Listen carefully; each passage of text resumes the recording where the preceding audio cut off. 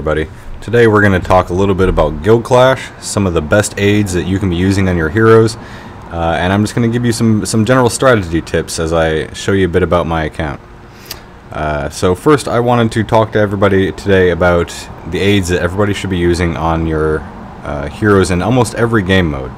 Unfortunately, IGG has created a situation in the game where there's not a lot of variety in the aids you should be using. Heroes have become so powerful at this point that if you're not using these few aids, you'll find that no matter how powerful your heroes are, they just get run over by your enemy. So let's actually talk about the three aids that you should be using. And the first one that I want to talk about is one I touched on in a previous video, which is Pangoli. Pangoli is a fairly weak hero in general. He's great to use on defense because of his fortitude buff, which is very similar to his aid skill. But what we're talking about right here is Endless Fury. So you're going to see that this guy right now is level 8. I don't quite have it maxed.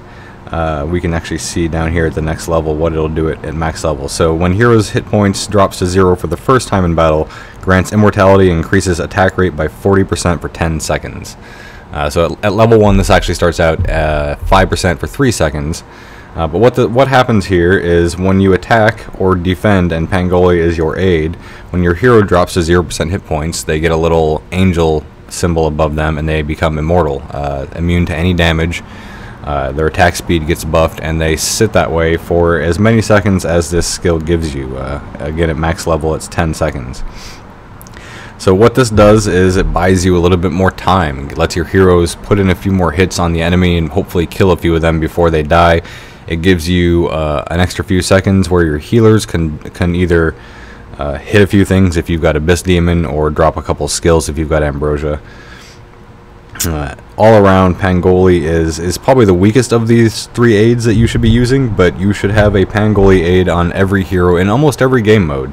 The only exceptions to that might be certain Battle Royale or Guild Boss fights where you're not going to have a lot of damage on some of your backup heroes, and it's mostly concentrated on one or two heroes. So the second hero we'll talk about here is Enchantress. So I've got actually this one all the way to level 20, and Enchantress's aid skill is called Illuminate. Dispels all negative statuses once and restores 70,000 hit points when hero's hit points falls below 20%, 40%, 60%, and 80%. Triggers once per HP threshold. So that's a little bit confusing because it says it dispels negative statuses once and restores hit points, and then it says it does it once per HP threshold. So it actually does the dispel all 4 times. So if your hero's up at full health, let's say, like, what are some of the things that this can get rid of? Actually, the most useful thing that this can get rid of is a silence. Whether it's Wonton's skill or your Great Sage's skill that have silenced you, when your hit points reach these certain thresholds, it's gonna wipe that away and heal you. And that's incredibly powerful because it allows you to keep using your skills. I get a very common question from guildmates and other people that I talk to is, well, hey, I was in this fight and I locked them up with my Great Sage, but then he started using skills again and I couldn't figure out why. He must be cheating, must be hacking. Well, no, he's just got an aid that's an Enchantress, and that particular hero dropped below one of these thresholds and had the silence removed. So Enchantress is incredibly important to have, again, in almost every game mode. This Enchantress is great for any of the fights in Battle Royale that have dispellable debuffs that get placed upon you. She's a must-have in Coliseum and Hero Trials. Should definitely be working on a couple Enchantress aids. And last but most important, we have Berserker. Now, Berserker's aid skill is another one that is very confusing to people. Even myself, for the longest time, I didn't work on Berserkers. I only had one. I've got a full 5 now that I'm working on, and you'll see why here in a moment. So Berserker's aid skill at level 20. For 1 second, damage dealt to the deployed hero can't exceed 15% of its max hit points. This starts out, I believe, at 90%. Yes, 90%. And then slowly works its way down to 15%. Now the for 1 seconds part is what seems to confuse a lot of people. So think of it this way. What this skill means is anytime that your hero is attacked, the damage done from any single attack cannot exceed 15% of its hit points. So if your hero has 100,000 hit points on attack, anything that tries to damage it can do no more than 15,000 hit points, no matter how hard it attacks for. So I've got a big bad Ambrosia on my base with 32,000 attacks. She can fling little balls of purple goo all she wants at somebody with a Berserker aid and keep saying, well, I'm hitting you for 32,000 damage, but the Berserker aid is going to say, no, you're actually only hitting for 15,000 damage on our 100,000 hit point example hero. Berserker is by far and away the most important aid you can work on in this game. It is a must for every single hero in every single game mode. There are far too many things in this game that hit incredibly hard. Even heroes in Lord's League these days without any serious buffs, especially with Enlightenment having come out, are getting to the point that they hit so incredibly hard. And you'll see this in the videos I'm going to show you of Guild Clash here in a little bit. The attacks I'm making are against somebody that doesn't have a Berserker on all their heroes, and there's some of the... In both of the first fights that I'll show you, I drop Wonton, hit his Divine skill, and 2 of his heroes are nearly dead. With a Berserker on them, they would have taken 15% of the hit points and started attacking away. So those are the 3 aids that you need in every game mode. You'll find that getting those 3 improved, both via their evolution levels or skills, will drastically improve the performance of your heroes in every game mode, whether that's attacking in Guild Clash. Your guild boss scores will go up incredibly once you get Berserkers on all your heroes. You'll find out that your heroes can actually live through most of the fight and continue doing damage. It's just incredibly important. So I recommend working on all 3 of those aids. Get 5 of each, that way you can have them on your heroes in every mode. So I'll show you some Guild Clash here, and today we were fighting Awakened. And I took my hits early on in the day. Most strategies that I see, and ours included, we want our big heavy hitters to be on early during the clash, that way we can clear out the center and then get those buffs removed so our weaker players have a better chance on the outer rings. It looks like we're doing pretty good so far today. Let's see, so I placed my hits on Moldy. Let's go ahead and take a look at Moldy, and Moldy, if you see this, I'm sorry that you're getting singled out. You just happen to be my target today. So I believe here the only heroes that Moldy has that have Berserkers are the Toxic Shaman. There we go, we see we've got a Berserker here. It's actually got all 3 of the best aids on his Toxic Shaman. It doesn't work out so well for him in the videos. I somehow managed to get Toxic Shaman a little confused, but it certainly gave him the best chance of living. And then if we look at the Great Sage, so Great Sage has got another Berserker here.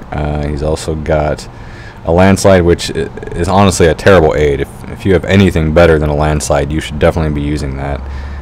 Even here at level 10, he's only recovering 5.5% HP every 6 seconds. That's virtually nothing.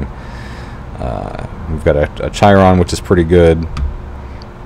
So the heroes that he does not have Berserkers on, first of all, his Ambrosia. And I would argue that Ambrosia is probably the most important defensive hero to have a Berserker on. She's fairly standard on every defense these days, especially at the higher levels. And she does the most work out of all your heroes, especially if she has a bow where she can start pushing heroes back to the outer edge of your base and stop them from getting into the middle. And furthermore, 9 times out of 10, there's very few exceptions where a hero will have a higher attack on defense than your Ambrosia, which means Wonton, which is one of the primary attack teams, especially up at higher cups and higher power levels. Wonton's Divine is always going to hit Ambrosia first. If you do not have a Berserker on her, Wonton's Divine, if you didn't have a Berserker or a Pangoli, you could literally get one shot and your Ambrosia's dead before she fires a single whatever it is she fires. And you'll see that kind of happens, I believe, in both fights when I start off with Wonton's Divine, so I can pull his heroes, which I'll talk about here in a sec. I think you'll see that Ambrosia and Renee Ven both are nearly dead just from Wonton's Divine hitting them. So you'll see Renee has no Berserker as well. Let's see, and his Wonton. So he's got some Pangolis, that's great. Chiron actually makes a pretty decent aid. He gives you an attack buff and shoots some damage back at your opponent. Obviously, we all know what Skull Mage and Blockhead do on aid. I actually, in this instance, and I don't know what hero is all he has to choose from, but I really like Toxic Shaman as an aid. One of my favorite tactics to use on base defense is to take a Toxic Shaman aid and put it on one of two heroes. Either your Great Sage, because he at max evolution will come back 2 or 3 times, so he dies several times and will drop that area of healing for your heroes and damage for your opponent's heroes and mercenaries several times, or place it on your weakest hero. So I have a Toxic Shaman on my Pangoli because I expect my Pangoli is going to die no matter what heroes or what aids I put on him, just because he's such a weak hero in general. And you would be surprised, especially on the Pangoli, so many people want to attack into him because he is weak. When he dies, if they are not using a Skull Mage Divine to make themselves invulnerable, they tend to lose the vast majority of their mercenaries before they get into the meat of my base, and if that doesn't do it, Wonton's Divine will finish them off. So let's go ahead and head back let's talk about strategy a bit. So before I place my attacks, I always scout the base. I check out all the heroes, all of their various aids. I check out the defenses, and I start making mental notes to myself. And this is kind of the process I would go through if I were doing that. So the first thing I would notice here are that his victory statues are all being worked on right now.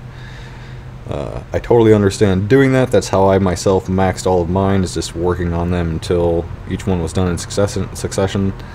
However, this greatly reduces his defensive capabilities. That's one of the reasons I chose Moldy as a target, because I knew that I could do a lot of damage without having to face all those victory statues in the middle. The second thing I notice here is that his heroes are all kind of bunched up. You'll notice they're all just kind of in this small circle here. That's one of the 2 ways that you'll see it done. A lot of other bases, such as my own, have them more spread out, so you can't hit them all at once with a single skill.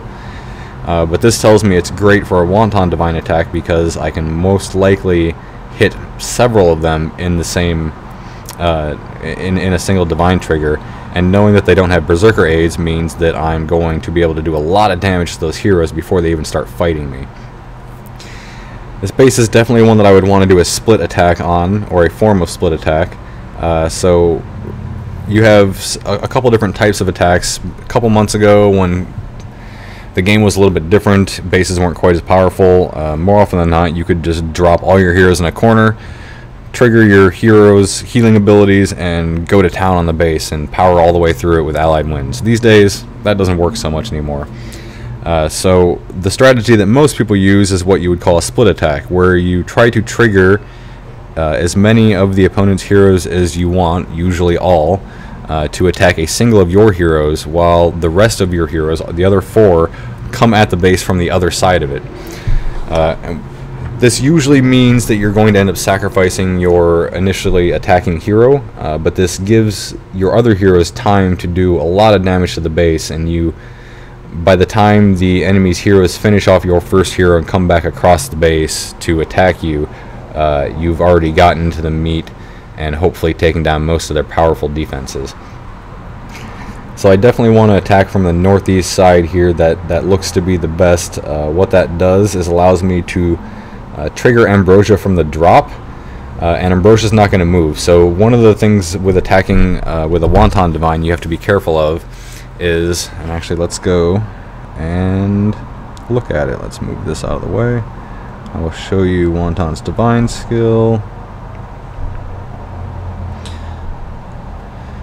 It's a big long block of text. You can read it while I'm talking if you'd like, but basically what this does is fires a big green ball at the hero with the highest attack, and it does a huge mass AoE damage. Comes with a silence and a stun for a short amount of time. From there, it's going to bounce to the hero, and if you read it, it says farthest away. Now, one might think this would mean, okay, hero farthest away from Wonton. Well, no, that's not what it means. It means it's going to bounce to the hero farthest away from the landing point of the first bounce. So you drop Wonton, you hit his Divine, the ball shoots out, it lands, and then it says, okay, what's the farthest away hero? I'm going to go hit that now. So if you're dropping on a base, what we got here? Speed scroll. Great. If you are dropping on a base, and we'll go back to Moldy and look at that as an example. So let's say that I were to drop down here on the southeast side by this gold mine and air defense. Oops. So if I dropped right down there by that gold mine and immediately hit Wonton's Divine, it's going to fly all the way across the map and it's going to hit Ambrosia. In the time that it's traveling to Ambrosia, I will have triggered enough of his heroes to start sucking his heroes towards me. So Wonton up here, Toxic Shaman here, Renee Ven here. All three of those are definitely going to start moving towards my Wonton down at this gold mine. And usually when you trigger that many heroes, you get the whole group. So Ambrosia would either start firing, or I think she's close enough there to start firing without moving. And Great Sage would also start moving. So that means that's going to change the calculation of where that second bounce of Wonton's Divine is going to hit. I'm not going to be necessarily sure which heroes it's going to land on. However, in that instance, I can know for certain that it's going to land somewhere around Renee Ven. She's a ranged character, so she doesn't have to move far to get to Wonton. So she's definitely going to be the farthest from Ambrosia by the time the skill checks. The question is, well, the other heroes have walked into the same area at that time, so they get hit by it too, and I don't think they would from that side of the map. And also, the other thing I like about attacking from the northeast here is that Ambrosia is a little bit farther outside of the center of the base than you usually see her, and that makes her a little more vulnerable. And Ambrosia isn't actually the most scary hero ever. He doesn't have a bow on her, so she's not going to push me around a lot. He's got a sword on her, which is okay. She attacks fast. I believe he had a blockhead on there to improve it. Yes, he did. So an extra 40% of attack rate there. And that's fine. But she's far enough outside the base that I know I can get to her pretty quickly, especially since there's no Pangoli on defense to give each of these sniper towers an extra 6 seconds of immortality and really slow me down. So if I attack from right in between this forging block and this gold vault here, I think I'm going to find that when my Divine hits Ambrosia, it's going to, by then I will have triggered his heroes because I'm dropping in close enough, and it will probably hit Wonton and maybe Great Sage as well. And then the second bounce is going to land right around in the same area again, because all of his heroes are going to end up bunched up around Ambrosia trying to get up here to my Wonton. So not only am I going to hopefully hit 3 or 4 heroes twice with the Divine, I'm going to drop a whole bunch of damage right down here in the middle where some of his defenses have the highest hit points. So let's go ahead and watch the attacks, and then we'll see where things land. These were some pretty good hits, some of the better that I've done so far. So you'll see first hit 1,000 points, second hit 2,000 points, and that actually took Moldy down as a keep. So 2-shot the keep, and then I hit another keep for 762. So let's watch the first fight against Moldy. So you'll see I dropped my Wonton right where I said I did. In this instance, Renee Ven actually didn't move quite as far as I wanted, so the second drop of the Divine got hit down there. But you'll see we're only a few seconds in, and already several of his heroes have been triggered for their Pangoli defensive immunity, because I've done so much damage. It's very important when you're using a wizard team like this to accurately time when you drop your Skull Mage Divine. That makes him and all of his mercenaries immune to everything, immortal. And one of the greatest defensive powers of Wonton is his Divine, because it will usually wipe out 90% of the mercs you have on the map. So you want to make sure that you fire that off at a time when the Divine is going to hit you and you're immortal. Did quite a bit of damage up over here. You'll see my Wonton kind of got into the teeth of it and is firing off his skill and doing some damage. Got most of his heroes cleared up at this point, just dealing with that Great Sage. So this is a time where you see that if he had Toxic Shaman aid on the Great Sage, he would come back, he'd be doing some damage to my heroes, he'd be healing up his base a little bit. All of those things are very useful. So I didn't make it as far into the middle with the first attack as I would have liked. And you'll generally find when you're doing Guild Clash, that's the way things go. The first attack, you won't make it too far into the base. You'll just knock some of the hit points down, and then the second attack, when it's redistributed the hit points, and everything's a little easier to kill, you'll find that the same attack will get a little bit farther push, and you'll see that in the second fight because I attack from the exact same location again. Sometimes it can be useful to change it up and try a different tactic. If you attacked and the attack wasn't very fruitful, then I would strongly suggest attempting it from a different drop location, maybe try a different strategy. It's all learning you can use for later. So here I don't actually quite get his Great Sage down for the last time, and it takes me out. So let's move on to the finishing blow. So again, this is basically going to be the same attack that I made last time. I drop my Wonton, drop the Divine, and again you'll see, look at Ambro. Like 20% health maybe. All of his heroes are bunched up. I've got my Sage over here in the corner, so choosing which side to attack from, you also need to pay attention to where you want to place your Great Sage for the highest probability of locking up the 2 or 3 heroes that you want to lock up the most. In this instance, I really wanted to lock up Renee Ben. That way when I started killing his heroes, she couldn't bring them back before I could get rid of her. So I made sure to put my Great Sage as far away from Renee Ben as possible, but I also wanted to keep him out of the main cluster of heroes where Wonton was fighting, because there will be so much splash damage going on up there. And he unfortunately doesn't have, I don't believe I have an Enchantress aid on my Great Sage on attack right now. But by avoiding the splash damage, I was hoping to let him live a little bit longer. I consistently find that Great Sage is the first hero of mine to die on attacks. That might be because of my aid setup. He's got fairly strong enchants, but let's go ahead and speed this up a little bit. At this point, I've cleared all of his heroes. And I'm just trying to manage my rage so Ambrosia can heal and keep as many of my remaining heroes alive as possible, while still getting enough damage to hopefully clear the base before time expires.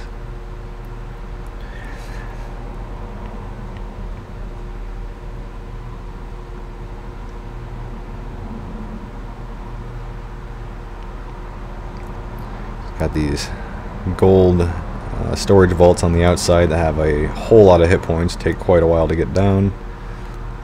And Skull Mage up there just doing work. So you notice here that Skull Mage isn't actually proccing sword hits. One of the interesting things about equipment is that actually a lot of it has little kind of tweaky things about it. And one of the things about the sword is that there's a range for the lightning procs. So if you don't have another target within, I believe it's about 3 or 4 defenses worth of space, whether that's a mercenary, a hero, or another defense, the lightning won't actually proc and hit anything else. So when you're trying to finish a base, one of the common ways to try and finish a base has very low hit points left but has maybe a Pangoli on defense is to use a wizard team, drop it in all 4 corners, and then try and power through the base and use swords to kill everything. You have to be careful with that, because if their defenses are spaced properly apart, or one with very weak hit points dies in the middle of the chain before the rest do, you can break the chain and then your sword will no longer jump anymore. So the other thing that I wanted to mention about that attack, and I'll go back and replay a little bit of it at the start. Oh, not there. Battle log, replay. So let's say that Moldy here did have Berserkers on all of his heroes. One of the things that I personally like to do to counter that, and I don't do it on attack much because I want my Wonton to live, so I give him a heart. But one of the best ways to counter a Berserker is a Tyrant's Brand. So actually, let's go take a look at Tyrant's Brand. And you'll see on defense, I use Tyrant's Brand on my Wonton. That way, his Divine, when it goes off, hopefully wipes out a hero or 2, as well as all the mercenaries. So +1 is my best Tyrant's Brand. So you can see it's got some damage reduction, some damage, some attack, most of the usual stuff. Alright, what we're interested in is down here.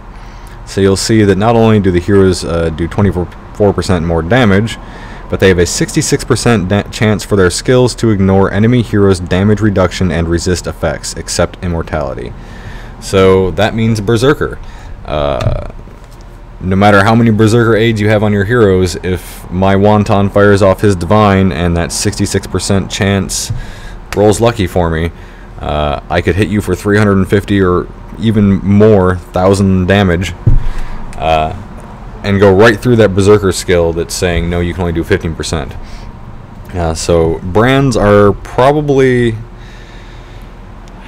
one of the best, probably the best weapon in the game, I would say. Swords are fantastic, but they're more utility. You want to use them in certain battle royale stages. You want to use them in certain styles of attacks in Lord's League and Guild Clash.